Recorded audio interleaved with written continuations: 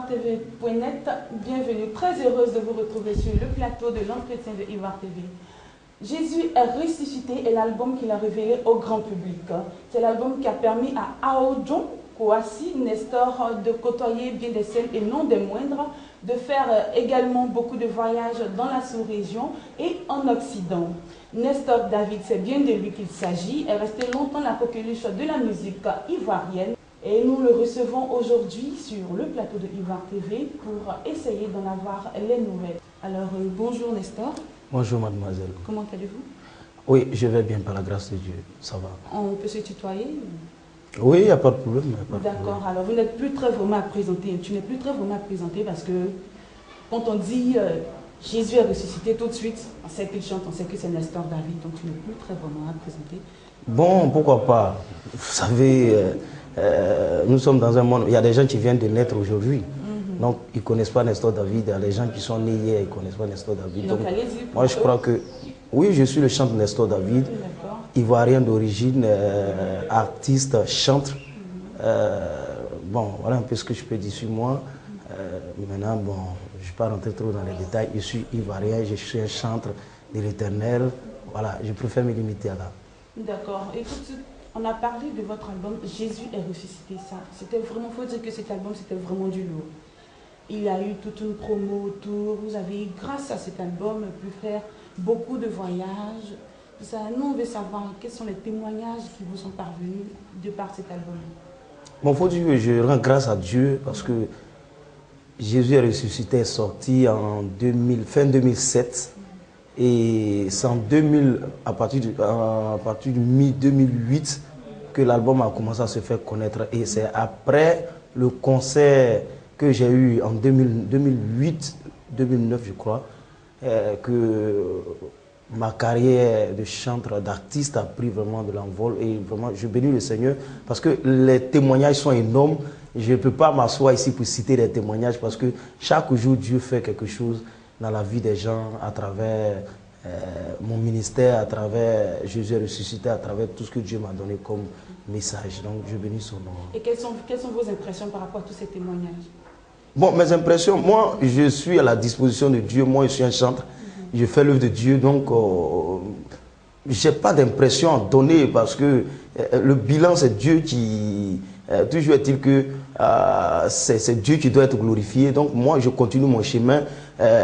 Toutefois, quand on dit, bon, c'est bien, mais moi, en ce qui me concerne, cela m'amène à redoubler plus d'efforts et à croître mon intimité avec Dieu pour que Dieu davantage puisse se glorifier, Dieu puisse faire beaucoup de choses dans la vie des gens à travers mon ministère. Donc moi, je n'ai pas de bilan à faire, je n'ai pas d'impression à donner parce que il s'agit de l'œuvre de Dieu et moi je suis là-dedans, je fais pour lui. D'accord, en tout cas nous on apprécie cet album, on continue encore de l'apprécier, de l'aimer avec toutes ces paroles de sagesse, ces paroles remplies d'espoir que vous donnez dans vos chansons. Maintenant, ce que j'aimerais comprendre, c'est que j'aimerais savoir d'où vous tirez toute cette inspiration.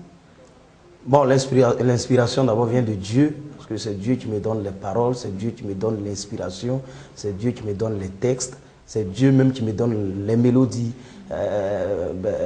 D'abord, ma première source d'inspiration, c'est Dieu.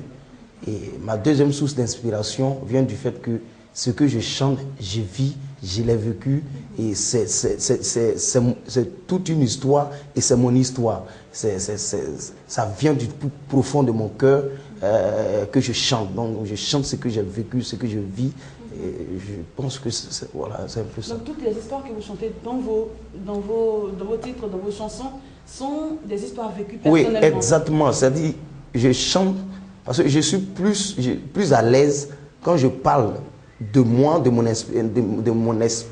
mon expérience avec Dieu. Je suis vraiment plus inspiré dans ce carnaval.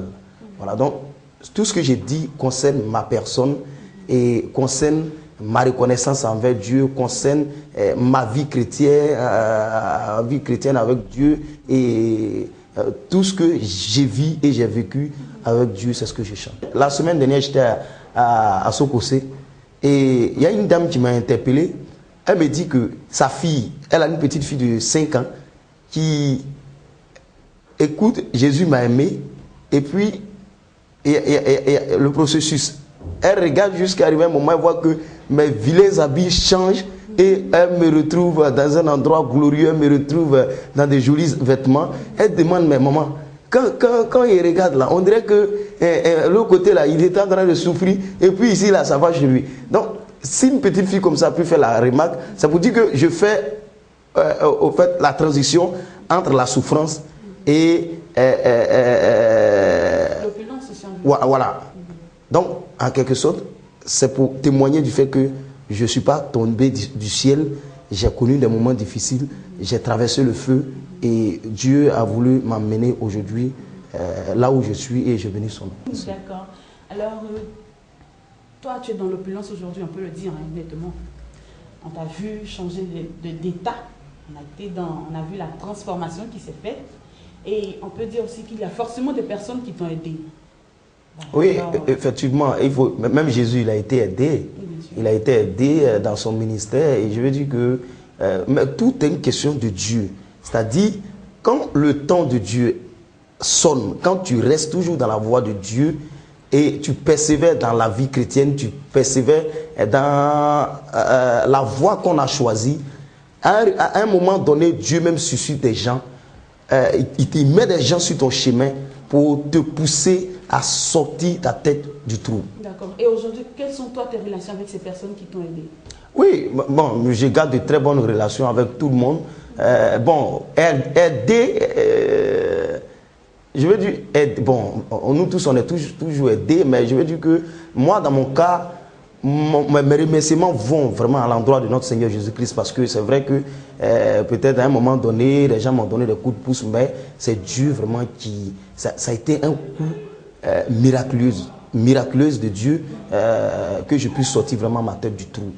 Et vraiment, toutes ces personnes qui me soutiennent, qui sont toujours avec moi, on est toujours ensemble, mais je veux dire que mes remerciements vraiment vont à l'endroit de notre Seigneur Jésus-Christ, parce que ça a été un miracle. Et le Seigneur Jésus-Christ te permet de sortir encore un nouvel album. Bien sûr, bien sûr. Jésus m'a aimé. Jésus m'a aimé. Et puis où tu démontres tout l'amour de Jésus pour toi, où il t'a fait sortir pour te mettre dans cette position, tout et tout, n'est-ce pas? Bon, ben, parle-nous un peu de Jésus m'a aimé. Combien de titres, dans quel état tu étais pour faire cet album? Oui, Jésus m'a aimé comporte 7 titres. Et c'est un album de témoignage. Quand je dis Jésus m'a aimé, j'explique un peu dans le chant. Je dis, moi, tu étais programmé pour être toujours derrière, pour accompagner les autres. J'ai été humilié, j'ai été maltraité. J'ai dormi dans les rues, j'ai dormi dans les machines. J'ai dormi sur des bancs des églises. Quand on me voyait, on se moquait de moi. Vous voyez, c'est un témoignage de ma vie, c'est un témoignage de ce que j'ai traversé comme situation, c'est un témoignage de ce que Dieu est fidèle. Dieu est fidèle pour moi, il est fidèle pour tous ses enfants, il est fidèle pour tous ceux qui croient en leur destin, qui croient en lui. Donc c'est un album de témoignage que j'ai rendu de ma personne à l'égard de notre Seigneur Jésus-Christ qui a vraiment fait quelque chose dans ma vie. Je ne dis pas que je suis riche ou non, mais c'est un témoignage de savoir que j'étais à la classe 0 et je suis arrivé peut-être au CP1. Ça, c'est un témoignage. Quitter de CP1 pour arriver au CP2, c'est un témoignage. Donc, à chaque étape de la vie où Dieu te fait franchir des étapes, où il t'amène à aller un peu de l'avant, il faut lui rendre témoignage, il faut lui rendre gloire, afin d'avancer encore un peu plus. Parce que dans la vie, on n'arrivera jamais. Je te donne un exemple. Bon, on peut dire dans un pays ou bien truc, quand on est président, on peut dire c'est le sommet. Mais un président de la République continue toujours de chercher, c'est-à-dire il va aller toujours de l'avant. Donc c'est pour dire que quand il est président, il cherche à être président de la CEDEAO. Après, quand il est président de la CEDEAO, il cherche à être président de peut-être l'Union africaine, ou bien maintenant il cherche à monter à l'échelle internationale, ou bien un peu plus. Donc, Dieu a fait en sorte que l'homme est toujours dépendant de Dieu, de lui. La seule personne qui est vraiment arrivée, qui n'a pas de questions à poser à quelqu'un, qui n'a pas de compte à rendre à quelqu'un, qui est satisfait, c'est Dieu. Donc chaque étape qu'on franchit, par la grâce de Dieu, il faut lui dire merci. Il faut marquer toujours des temps d'arrêt pour lui dire merci, afin que Dieu puisse te permettre d'avancer encore. Donc cet album sort toujours dans le même style du précédent, c'est-à-dire rendre témoignage, dire merci à Dieu. Un album de reconnaissance toujours à Dieu pour t'avoir permis d'arriver à certains niveaux de ta vie, n'est-ce pas? Oui, exactement. Mais ce qu'on a remarqué, c'est que l'album n'est pas trop entendu par rapport au précédent. Non, en fait, vous savez, Jésus ressuscité est sorti en une période où vraiment l'environnement était favorable au chantre. Ben, aujourd'hui, Jésus m'a aimé être sorti dans un environnement aussi qui n'est pas trop favorable au chantre. Ça, c'est le premier point. Le deuxième point, Jésus est ressuscité est sorti dans un environnement aussi qui n'est pas trop favorable aux artistes. Aujourd'hui, donnez-moi l'exemple de 3 ou 4 artistes ivoiriens qui ont sorti des albums cette année qui ont été un boom. Les chantres ou les... Tout artiste, tendance confondue, ivoirien, vous me donnez le nom au moins de 3. C'est-à-dire, il n'y en a pas. Mais, au fait, le succès peut-être n'est pas cette médiatique, mais en termes peut-être de vente, le bilan est plus positif que Jésus est ressuscité. Parce que Jésus est ressuscité après 1 an de sortie, j'étais autour de 6 000 ou 7 000. Mais là, Jésus est ressuscité, après 6 mois, je suis à plus de 12 000. Mais je veux dire que c'est parce que je suis connu aujourd'hui. Mais il faut comprendre que toujours est-il que le plus important pour moi, c'est le message. C'est le message que Dieu m'a donné, c'est le message que Dieu a voulu que je vécu pour rendre témoignage des bienfaits de l'Éternel. Donc, que la situation, que l'environnement soit favorable ou pas, moi je poursuis mon chemin, je continue de faire l'œuvre de Dieu. Mais vous êtes d'accord avec moi qu'aujourd'hui, il n'y a plus de chaînes, il n'y a plus d'émissions de musique culturelle. Vraiment, il n'y a plus vraiment rien sur le plan culturel ici en Côte d'Ivoire. Or, pour qu'un album prenne sa part d'abord du pays dans lequel on vit d'abord, et puis après ça prend ailleurs. Donc voilà un peu le constat que vous faites. Je vous fais un peu la lumière sur vos constats. Bon, certainement, ce sont les raisons que vous pouvez me donner, mais nous on a ouï dire que l'album ne décolle pas parce que vous seriez en porte-à-four avec un homme de Dieu. Un homme de Dieu qui serait très proche de vous. C'est pourquoi l'album ne décolle pas. Donc, nous, on aimerait savoir qu'est-ce qu'il en est exactement. Ben, quand vous dites qu'un album ne décolle pas, parce que moi, je n'arrive pas à comprendre. Qu'est-ce qui vous amène à dire que Jésus m'a aimé et ne décolle pas? Ouais, je vais vous répondre. D'accord. Jésus est ressuscité est sorti en 2007. C'est en 2009 que l'album a pris, c'est-à-dire 2 ans après, c'est-à-dire 1 an et demi, 2 ans après que l'album a été connu de tous les Ivoiriens. La promotion d'un album ne se fait pas en 2 jours, ou en 3 jours, ou en 1 mois, ou en 4 mois, ou en 6 mois. Il y a des albums, la promotion se fait en 1 an, en 2 ans, 3 ans. C'est après ça que l'album se fait connaître. Je vous donne un exemple. Il y a plein d'artistes qui ont sorti leur album il y a plus d'1 an. Ça n'a pas encore pris. Il y a des chantres, d'ailleurs, qui ont sorti, des chantres connus comme moi, qui ont sorti l'album il y a 1 an et 2 ans. Mais ça n'a pas encore pris. Mais nous, on veut dire que vous voilà, avez donc, déjà une lignée, vous avez déjà une ligne d'entrée, c'est-à-dire la porte était déjà grandement ouverte avec votre album précédent. Donc quand on dit Nestor, c'est des salles archi comme de concert. Bon, donc franchement, la au porte fait, était... ce que je vais vous expliquer, c'est que quand vous dites qu'un album ne décolle pas, je vous ai donné les estimations de vente. Alors, maintenant, vos remarques, peut-être c'est cette médiatique, mais je vous ai donné des raisons pourquoi aujourd'hui il n'y a plus d'émissions culturelles sur notre chaîne, sur nos chaînes nationales. Bon, où vous voulez qu'on aille faire la promotion? Et vous-même, vous le savez très bien que la musique chrétienne ne passe pas sur des chaînes de télévision qui sont regardées aujourd'hui par des Ivoiriens. Nous sommes sur une chaîne de télévision, je ne vais pas donner le nom des autres chaînes, mais il y a des chaînes de télévision aujourd'hui qui vraiment font la promotion des artistes. Mais ces chaînes-là, quand vous regardez ces chaînes, vous avez une fois vu un clip chrétien sur ces chaînes? Non. Alors, nous sommes dans un domaine religieux, on reste dedans. C'est pas parce que aujourd'hui ces chaînes de télévision ne jouent pas la musique chrétienne, eux ils ne font pas de promotion de la musique chrétienne, que moi je vais arrêter d'être chanteur, que je vais aller faire la musique du monde. Ben, c'est le constat qu'on fait. Maintenant vous dites que non, c'est parce que je suis un truc avec... Attends, c'est des histoires. Moi je ne suis en histoire avec personne. J'ai pas de problème avec quelqu'un. Je parle avec tout le monde. J'ai pas de problème avec quelqu'un. Donc selon vous, l'homme de Dieu, il a fait quoi? Je ne sais pas, pas selon moi. Donc c'est lui qui a bloqué l'album. On connaît la relation. Donc dites-moi. Les hommes, on connaît. Donc l'homme de Dieu dont vous parlez, lui, il a bloqué l'album. Ça se pourrait, n'est-ce pas? Ah bon, avec quoi? Ça se pourrait, n'est-ce pas?